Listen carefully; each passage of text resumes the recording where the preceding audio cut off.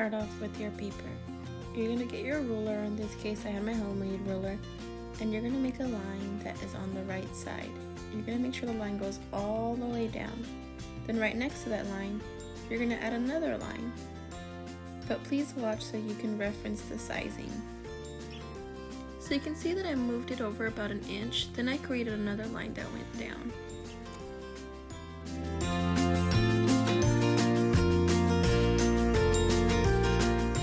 After you created both of those lines, you're going to use your ruler to make a straight line right across. But these lines will only be going inside the first line that you had created. Within that next line that you created, you're going to create lines that are going at a slight angle. This is going to give us more of a 3D effect.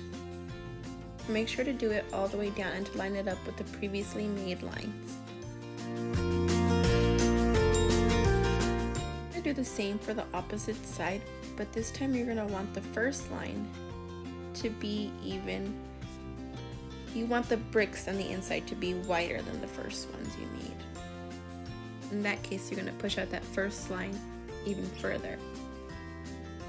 You're going to repeat what you did to the other side, but this time you're going to only make the line about ½ an inch, so it's going to be smaller than the other side that you created. When you're creating the lines for the left side, you're going to want to make it even with the right side. So where that bottom is on the right side, you're going to line it up, go all the way over, and create that line. If you had an actual ruler, this would be easier, or you can also be able to see it if you had the clear rulers.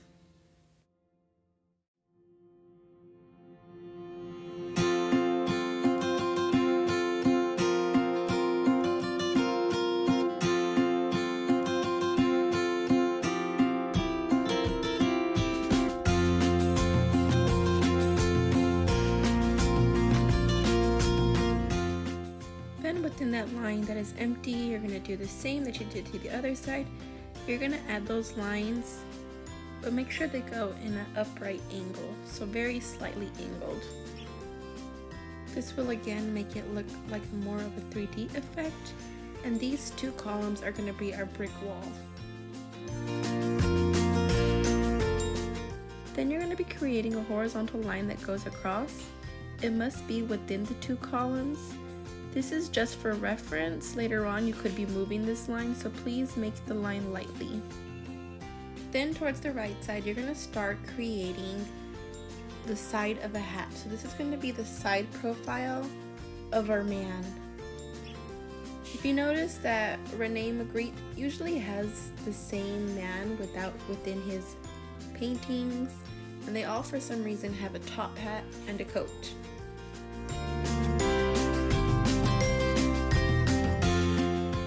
You're going to start by creating that small rectangular shape, then you're going to add the brim of the hat. Next you're going to create an ear, but remember this ear is to be done lightly because you might end up wanting to switch the position of the ear later on, so just please do it lightly. Then starting at that bottom of the ear, you're going to start to create the bottom of the hairline. Eventually you're going to go up towards the brim of the hat, then you're going to create that hairline that's in the back of the head, and you're going to connect it. So you can kind of see already that there is a side profile going on. Although you won't see the eyes, the nose, or the mouth of this part, we're still going to create that back of the neck. So we're going to create the neck.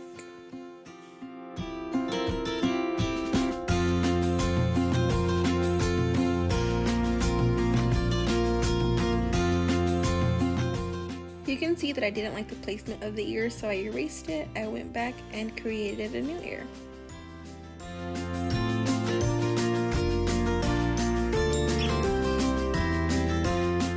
I'm gonna move on and create that bottom piece of the shirt line. I just did those lines because I don't know why I did those lines, but for some reason I thought they helped me.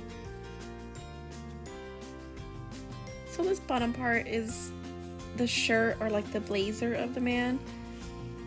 That type white part, that line that I just added, That is going to be the white shirt. That's going to be his white collared shirt. So now I am working and focusing on the coat of the man. So next you're going to start to create that side shoulder for the man. This is going to be the side of his coat and it's going to go straight down. After you're done bringing that line straight down towards the end of the paper, you're going to go back in with your pencil and create that line for the shoulder.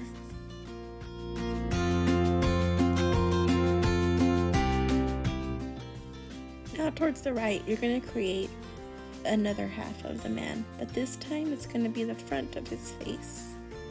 Although his full front face won't be on here, or I meant his body, it's easier just to watch and understand what I'm saying by drawing than what I'm saying with my words. The first step you'll be doing is you're going to be working on the man's hat. You're going to create that front hat, then also the brim of the hat. You're going to erase any of the lines that go through the hat. As you can see, I erased these lines because I'm going to be making his face.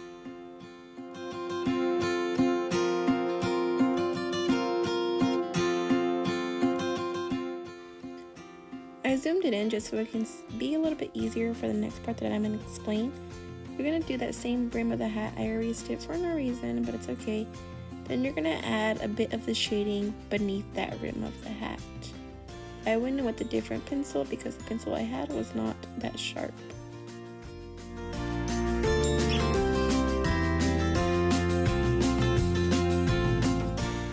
After that, you're going to start to work on the man's facial features, the eyebrows, the eyes, the nose, the mouth, along with the mustache.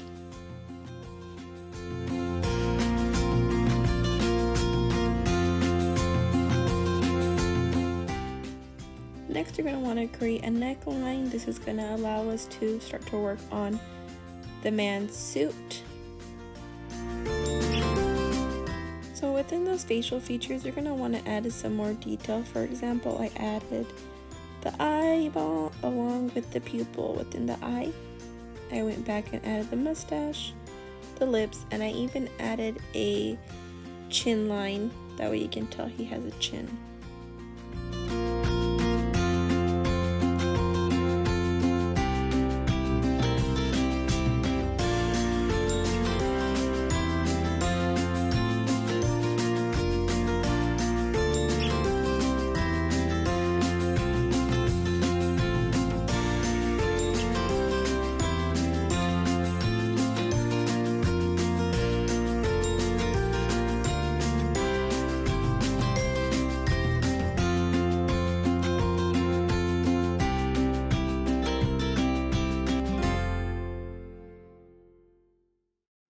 Now it's time to work on the man's suit. I'm starting to create his white undershirt that is attached with a tie.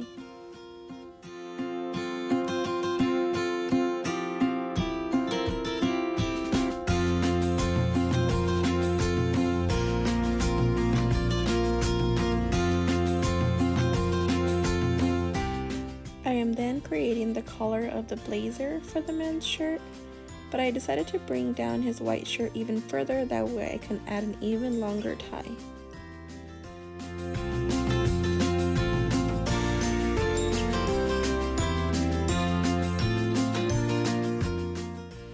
After, you're going to want to start create the shoulder of the man.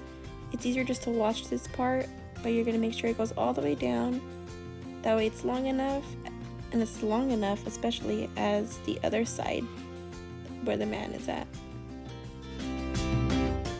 Also, if there are any lines within the man's coat from the brick wall, you can go ahead and erase those lines.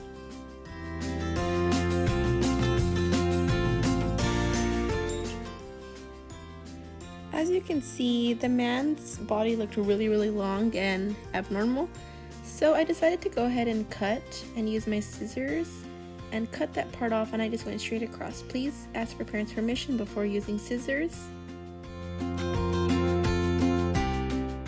After I cut that piece off, I decided to add a new grass line just because this is going to help us when we create our trees.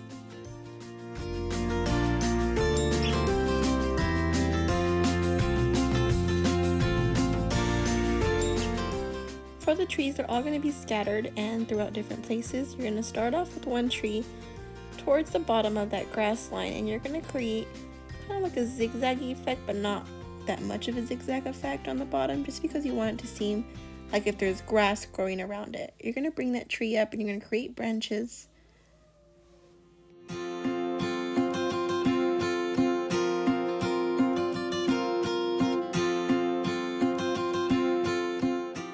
Notice that I decided to bring this tree more up compared to the first tree, just because I want it to look like as if the trees are scattered and it looks more natural.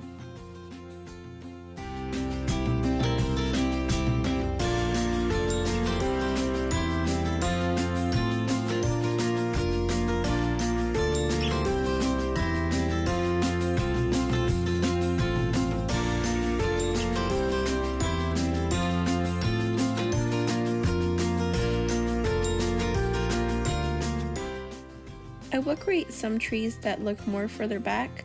The reason why they're so far back is to create that illusion as if the trees in the front are closer to you and the ones towards the back are further from you.